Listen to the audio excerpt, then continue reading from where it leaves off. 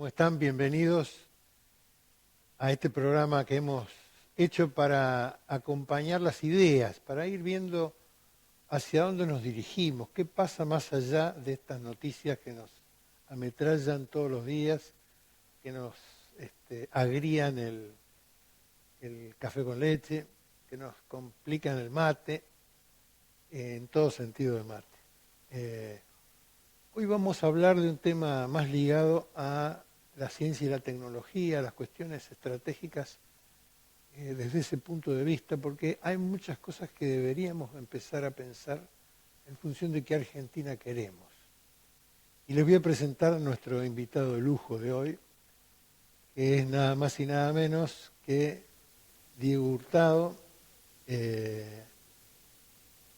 aquí a mi lado, que es doctor en física de la Universidad de Buenos Aires, se dedica a la historia de la ciencia y tecnología de América Latina, es director del Centro de Estudios de Historia de la Ciencia José Babini y secretario de Innovación y Transferencia de Tecnología de la Universidad de San Martín,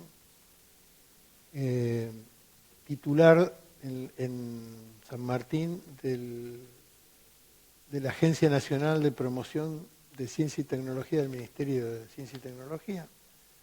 Fue presidente en el 2015 de la Autoridad Regulatoria Nuclear, segundo gobernador alterno por la Argentina ante la Junta de Gobernadores del Organismo Internacional de Energía Atómica, miembro de la Comisión de la Agencia Brasileño-Argentina de Contabilidad y Control de Materiales Nucleares, y ha escrito artículos muy importantes sobre temas como la ciencia argentina, el proyecto inconcluso, el sueño de la Argentina nuclear y política, tecnología nuclear y desarrollo nacional. Bienvenido. Todo es un paquete impresionante. Bueno, gracias por la invitación, Martín. Estar representando a la Argentina con Brasil es todo un tema de complementación en el marco de que dos países juntos del volumen de Argentina y Brasil ordenan toda la patria grande y significa poder mirar de pie ante el resto del mundo, ¿no?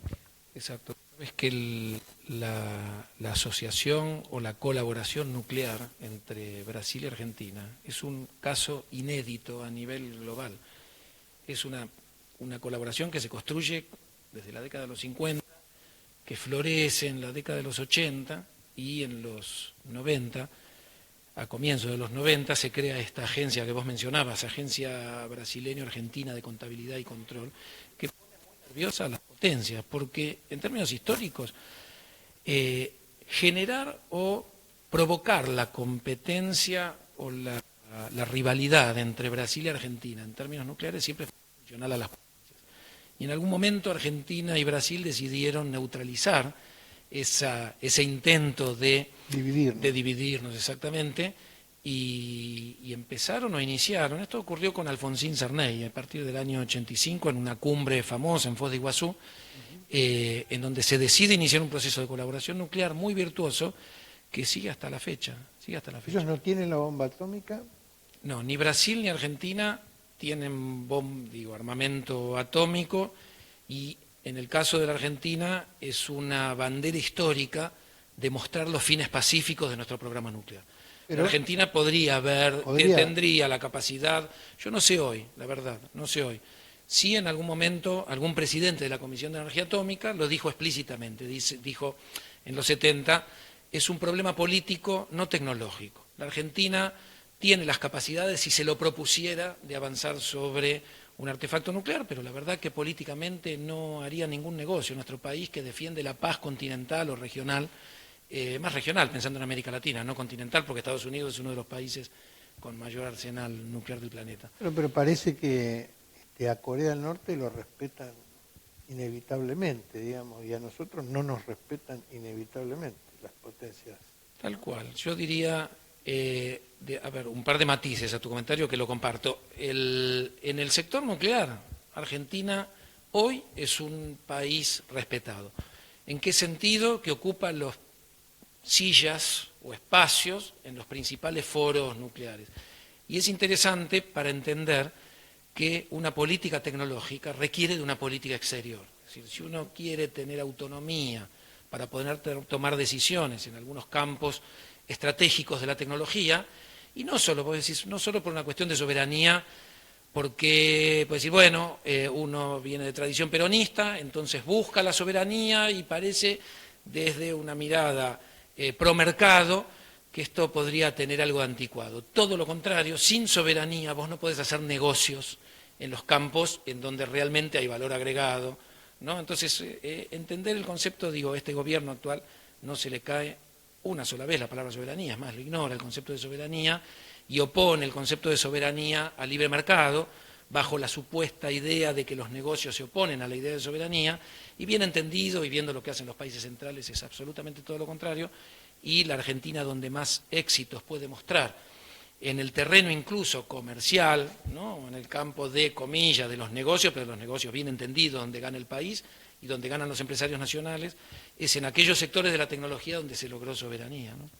Ahora, vos que estudiás la historia de la tecnología en América Latina y el proceso de cada uno de los países, un desarrollo tecnológico del sector patria grande, además de lo que pueda poner Brasil y lo que podamos poner nosotros, que creo que estamos bastante privilegiados por el desarrollo interior, ¿sumarían otros países? ¿Hay cosas para recibir de Bolivia, de Venezuela, de Colombia? Vos sabés que tu pregunta es una gran deuda, me parece, histórica que tenemos con la región. Cuando digo tenemos, pienso en los países que en algún sentido lideran este proceso de producción de conocimiento, de tecnologías estratégicas, digamos Brasil, México, Argentina, también Venezuela, Chile.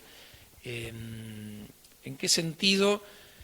En el sentido de que cuando uno hoy analiza lo que es la estructura de la economía mundial, América Latina está relegada a la producción de, y eso es lo que se le quiere asignar, materias primas. Entonces, ir contra estos condicionamientos supone políticas regionales muy claras, deberían ser muy firmes, en algún momento se insinuaron como muy firmes. Y eso significa búsqueda de complementariedades. Y en ese sentido, ¿qué puede aportar Brasil? ¿Qué puede aportar Argentina? ¿Y qué puede aportar el resto de los países para generar algo así como una economía, digámoslo así, circuitos económicos de valor agregado alto? Nuestros países no pueden tener la pretensión de ir o de entrar en las cadenas de alto valor agregado global de un día para el otro. Esto hay que construirlo y la manera de construirlo es generar complementariedades regionales. Pero podemos pensar en una patria grande potencia. Digamos. Tal cual, por supuesto que sí. Por supuesto que sí. Hay elementos, hay territorio, hay comida, hay agua. Nos sobra, y sobra paño, y tenemos, capacidades, ¿no? Y capacidades. Tenemos gente y una historia de capacitación, sobre todo en Argentina, ¿no? Tal cual. Tal cual. La gratuidad de la universidad, etcétera, y la diversidad, ¿no? Y sobre todo, me parece que donde está el indicio de que es factible y está en el horizonte de posibilidades, y que se trata como muchas de las cuestiones que en algún sentido hoy son un problema para América Latina, se trata de la decisión política, porque en los momentos en los que hubo decisión política, ya no solo en Argentina, sino en algunos otros países, América Latina demuestra que es capaz de escalar rápidamente hacia sectores estratégicos, producción de conocimiento, digo, ¿no? Hay una inquietud que me quedó a mí en lo estratégico, aquello de Aldo Ferrer que decía vivir de lo nuestro. Yo pienso, Argentina no está en capacidad, ¿sí? Siempre que digo Argentina estoy pensando en Latinoamérica o en Patria Grande, pero empezando por nosotros, Argentina está en capacidad de ser más que un armador de tecnología. Sí, por supuesto. Yo te digo esto porque pareciera que si nosotros no podemos comprar tecnología afuera, no la podríamos hacer o inventar o reinventar o copiar como hicieron los chinos. Tal cual. No, mira, cuando uno revisa la historia de la ciencia y la tecnología en la Argentina, Argentina pudo llegar en muchos aspectos, en muchas ramas de la tecnología, llegar a la frontera. Y si hoy Argentina no tiene microelectrónica, o si no tiene un lanzador satelital, o podríamos seguir revisando otros sectores, tiene que ver con la incapacidad política, que más que incapacidad política en nuestra historia se vincula a dictaduras o a gobiernos neoliberales que representaron sectores de nuestra sociedad, sectores concentrados, oligarquías diversificadas hacia la producción de productos primarios o industrialización concentrada en la elaboración de productos primarios, es decir, tuvimos sectores de nuestros industriales, de nuestros representantes del campo, que en un punto siempre se beneficiaron e hicieron negocios bloqueando los desarrollos tecnológicos que podrían haberle dado a nuestro país un ciclo de industrialización o completado un ciclo de industrialización que harían que hoy la Argentina estuviera en otro lugar, digamos, en términos de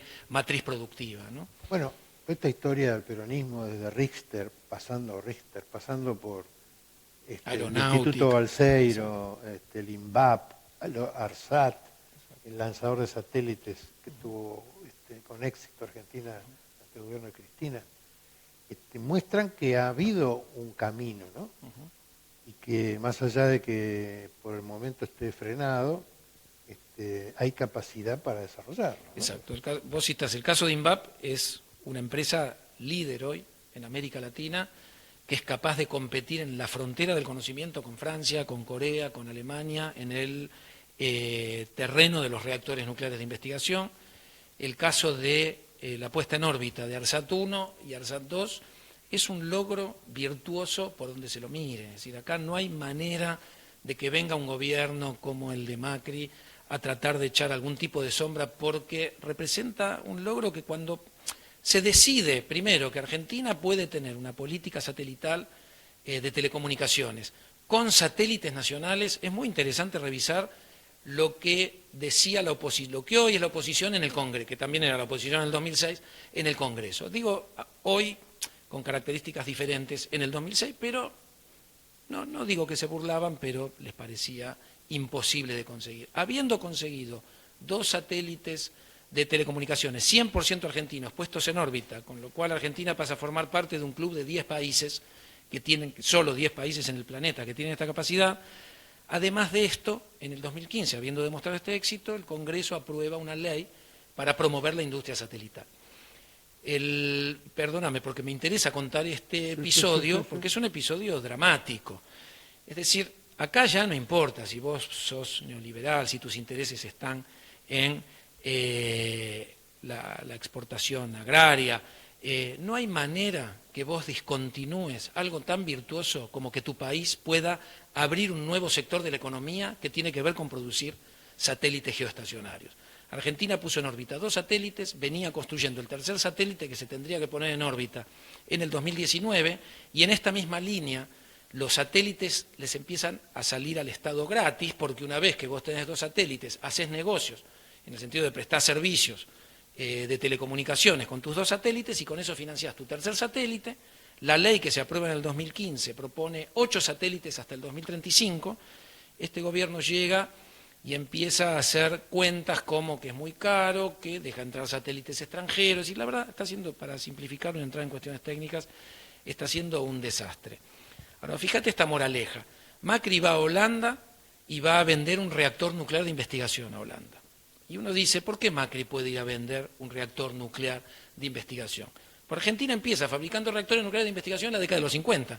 Si Macri hubiera gobernado nuestro país en los 50, el Macri de hoy no podría ir a vender reactores nucleares. ¿Por qué?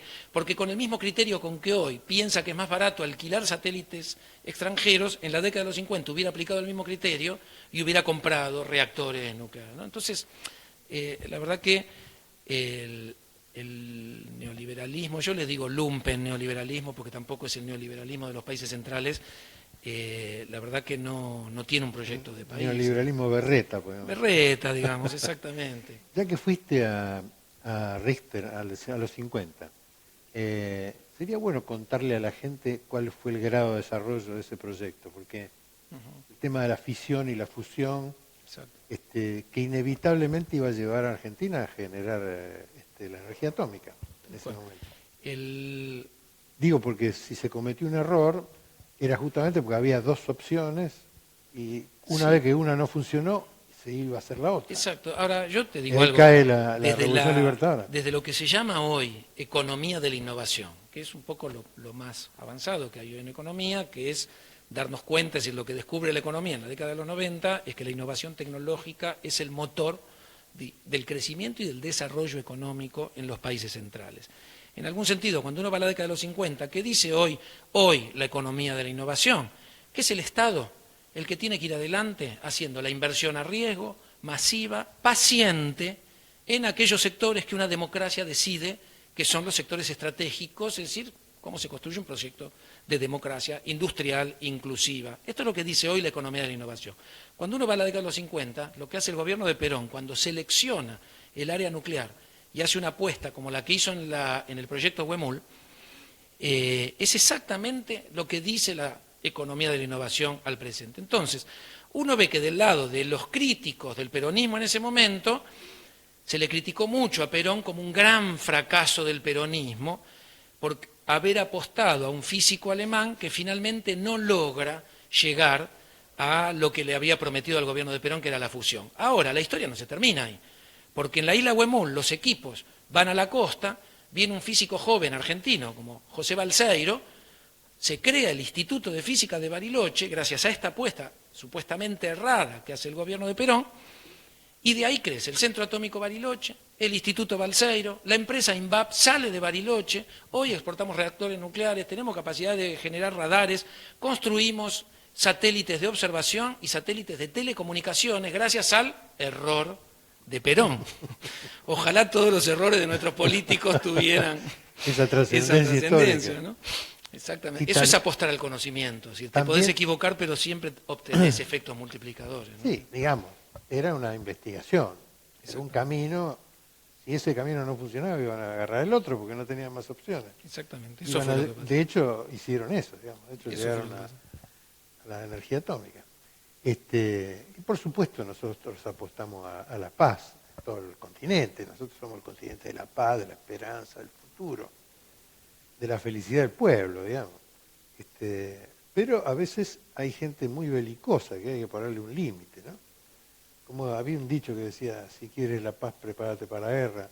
Tal cual. Vos sabés que históricamente América Latina es un continente, probablemente la región más pacífica del planeta, y ahí es donde los que estudiamos el campo científico-tecnológico vemos una potencialidad enorme, que vos fijate que este gobierno, lo primero que intenta hacer, cuando digo este gobierno me refiero obviamente al gobierno de Macri, igual que al gobierno de Temer en Brasil, involucrarnos en la lucha contra el terrorismo y en la lucha contra el narcotráfico, y en algún sentido significa patear este tablero, patear esta tradición de región pacífica, que a América Latina le puede significar, en temas muy vinculados a la producción de conocimiento, sostener ese estatus. Es imprescindible, porque las potencias históricamente utilizaron como excusa el terrorismo, la subversión, podríamos nombrar muchísimas estrategias, para el narcotráfico para incidir y para distorsionar o para obstaculizar políticas de desarrollo que tuvieron desarrollos tecnológicos como la avanzada de nuestros proyectos. A nosotros se nos quiso transformar en un país que quería construir la bomba atómica. ¿Por qué? Porque si Brasil y Argentina quieren construir la bomba atómica, claramente ahí hay una escalada nuclear en América Latina, tienen que intervenir las potencias, Naciones Unidas y detrás de Naciones Unidas, las potencias, y frenar estos avances. ¿Por qué hay que frenar los avances nucleares de Brasil y de Argentina? Porque son países que se industrializan, al industrializarse compran tecnología, compran valor agregado. ¿Qué mejor negocio que para las potencias los países que compran valor agregado? Ahora, el problema con Brasil y con la Argentina es que, además de industrializarse, quieren producir su propia tecnología. Y ahí es donde pierden clientes. Exactamente. Donde ellos pierden clientes. Y nosotros le sacamos clientes. Y donde entonces es conveniente que nos acusen de que queremos hacer una bomba atómica o de que el narcotráfico, nosotros somos un núcleo. Sí, que somos ¿no? feos, sucios y malos. Exactamente. Sí, el narcotráfico es una gran mentira, ¿no? Meternos en el negocio del narcotráfico, de combatir el narcotráfico, o del terrorismo, es un invento chino, completamente inventado.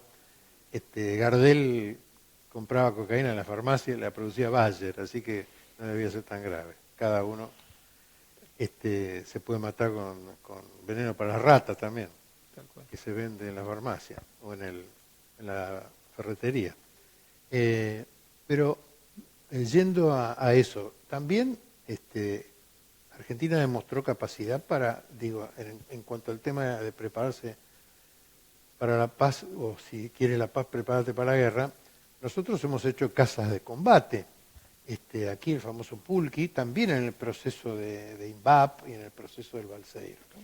Tal cual, es dramático pensar que un país que pudo desarrollar el primer caza-reacción de América Latina, que en algún sentido tenía una performance comparable a los cazas que en ese momento estaban en la frontera de la aeronáutica. La frontera tecnológica. En la frontera tecnológica, que hoy no tengamos una industria aeronáutica. Yo te digo, se explica de manera muy sencilla.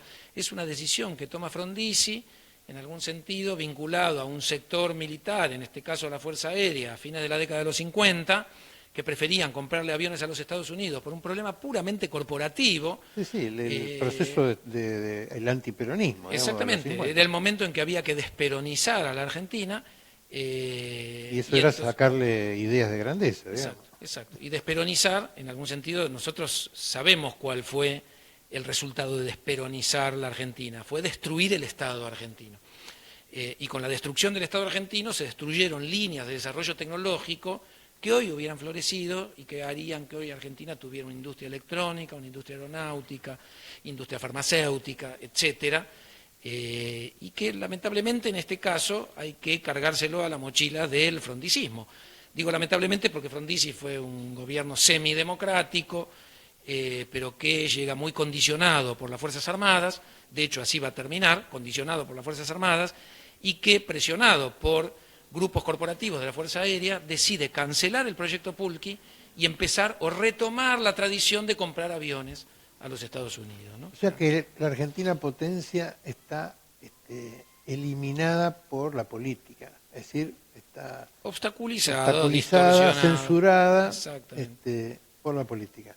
Y la política se refiere a la política externa de las potencias más importantes, del poder financiero internacional, de la capacidad de amenaza que generan los y de sus socios locales, ¿no? Y de sus socios locales. Y de los socios que estas potencias tienen dentro del país, ¿no? Este pensamiento cipayo, dependiente. Jauretche llamaba cipayo, exactamente. Que creen que es mejor ser una colonia agradable a alguna potencia más que el desarrollo. Todo lo contrario de lo que pensaban San Martín, Belgrano. Exacto, pero vos sabés que ellos ganan, ¿no? Es decir, las corporaciones concentradas en la Argentina ganan asociándose con las economías centrales. Es decir, este gobierno hoy, cuando decide cortar el ciclo de producción de satélites, o cuando le compra centrales nucleares a China, pero no nos dice cuál es el componente de industria nacional, o ahora el macrismo lleva al Congreso una ley de compra nacional que parece ser un caballo de Troya para beneficiar a las multinacionales o para darle la decisión de la obra pública a los grupos concentrados y a las empresas transnacionales, ellos están haciendo negocio. Es decir, ellos transforman un país, un Estado, una población, un pueblo, en un espacio de extracción de riqueza para sus grupos, quiero decir. Esta me parece que es la batalla. Lo que a mí me gusta mucho lo que dice Raúl Zaffaroni. Él habla de colonialismo corporativo, dice. A mí me gusta mucho citarlo a Zaffaroni porque me parece que es una de las personas que con mayor claridad muestran la gravedad de lo que está pasando con este gobierno, que es que CEOs que representan a grupos concentrados, a poderes fácticos que no votó nadie, ocupan hoy el Estado argentino. Y que le hacen creer a la gente que están gobernando aquellos que la gente votó, y como dice Cristina, hoy lo que ocurre es una de las estafas electorales más impresionantes de la historia de Argentina. Lamentablemente en democracia. Ahora, ¿cuánta democracia le queda hoy a la Argentina cuando tenés un gobierno que no cumple absolutamente con ninguna de las promesas que prometió, pero no solo no cumple con las promesas, está llevando para atrás cosas que la Argentina había superado, como la fuga de cerebros? Es decir, un aspecto crónico en la Argentina era que nosotros formábamos ingenieros, científicos, tecnólogos, y después se iban de la Argentina por crisis económicas o por dictaduras militares. Por suerte las dictaduras militares las superamos, pero las crisis económicas no, entonces tuvimos uno de estos efectos dramáticos en el 2001. producir hoy un ingeniero, producir un biólogo, una bióloga, una antropóloga, digo, le sale muy caro al Estado argentino, le sale muy caro al pueblo argentino, y en el 2001, hasta el 2001, nuestro país los regalaba al mundo. Esto se logra revertir entre el 2003 y el 2005, por primera vez desde la década de los 50. Argentina deja de expulsar a sus científicos y este gobierno llega, corta el presupuesto de ciencia y tecnología en su primer año y ya tenemos 500 científicos jóvenes en los que el Estado invirtió entre 5 a 7 años para capacitar, es decir, lo mejor de lo mejor. Vos no sabés con qué alegría las potencias, los países centrales estarían hoy llevándose a estos 500 jóvenes que están, y el macrismo los está condenando a migrar del país, y a fin de este año va a haber otros 500 que no van a poder entrar a CONICET y que razonablemente un chico de 30, 35 años que está recién casado, que tiene una hija, un hijo, digo, y que lo primero que piensa es desocupado, con mi título, me voy a Alemania, me voy a los Estados Unidos, gano un sueldo muy razonable, muy bueno, aún en Estados Unidos o en Alemania, que en su país se encuentre sin posibilidad de ejercer su profesión. Es dramático. Está produciendo China 2 millones de ingenieros que van a programar los programas de digitales que van a gobernar el mundo. 300.000 está produciendo Estados Unidos. Nosotros creo que estamos en 1.400, una cosa así. Y eso avisora una sociedad en la cual, si estamos mejor en comida, en vivienda y en trabajo, igual podemos ser esclavos de una programación que viene de otro lado. Exacto. Es decir, la única manera de escapar a esta ecuación o de no caer en este lugar es con conocimiento. Es decir, hoy las sociedades se sostienen produciendo ciencia y tecnología, y cuando uno dice conocimiento, ojo, porque acá hay un detalle que me gustaría aclarar. La rueda del conocimiento empieza a dar vuelta, a girar en el lugar de trabajo. Es decir, un operario, un trabajador, también tiene que ser sujeto de producción de conocimiento. Entonces, cuando vos propones flexibilizar el trabajo o bajar el salario, justamente una de las cosas que estás rompiendo es la posibilidad de que un trabajador también sea un sujeto de producción de conocimiento. En ese sentido, ¿cómo escapa nuestra sociedad a esto? Con un proyecto de desarrollo inclusivo con salario alto. Ahora, acá está la falacia de la competitividad bajando salarios frente a la competitividad. El concepto de competitividad que proponía el kirchnerismo o que propone el peronismo históricamente, que tiene que ver con competitividad con salarios altos. ¿Cómo se logra eso? Con tecnología, con conocimiento. Si vos incorporás conocimiento, tecnología a la producción, lográs competitividad, tu operario tiene estabilidad, puede aprender, puede enseñarle al ingeniero. Vos sabés que la Universidad Obrera del gobierno de Perón del 49 proponía eso, el operario transformarse en ingeniero de planta para poder ser un engranaje más en la producción de conocimiento, en la cadena de valor de conocimiento, que es lo que da competitividad. Hoy alabamos a Corea porque hacía eso, ¿no? Una persona que estaba, es decir, el trabajador coreano que lleva a Corea a desarrollarse económicamente, es una persona que aprende del proceso de producción, que puede hablar con el ingeniero y le puede indicar cómo mejorar un proceso de producción, y entonces se beneficia a toda la sociedad, ¿no? Es decir, el conocimiento no es algo que ocurre solo en las universidades o en los institutos, sino que ocurre también en el lugar del trabajo, si a un trabajador se le da las condiciones dignas de trabajo para que pueda ser un sujeto productor de conocimiento. Para cerrar, nada más que una frase. ¿Qué trae la cuántica? La física cuántica, en un punto, es una de las teorías de la física que hoy está en la frontera de lo que podríamos llamar nanotecnología, física de materiales, todo lo que es el mundo de las pantallas de plasma, de los teléfonos celulares, de los iPads, ¿no? En algún sentido están fundados en lo que es la física cuántica. En la Argentina tenemos muy buenos físicos que entienden el tema. Y viene una revolución cuántica, ¿no? Sí, está ocurriendo, ¿no? Está ocurriendo desde que la cuántica nació a comienzos del siglo XX. Lo que pasa que lo que vos señalás está muy bien. En realidad no para de sorprendernos y de tomar dimensiones cada vez mayores, ¿no? En temas de importancia o de impacto en el mundo de la tecnología. ¿Qué es lo más loco que va a traer? Y mira, más loco de lo que ya está pasando en ciencia.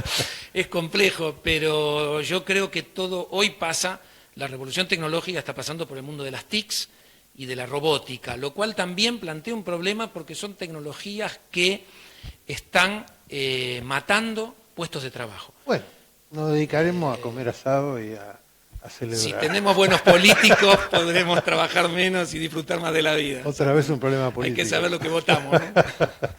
Muchas gracias. No, gracias a vos. Muchas gracias.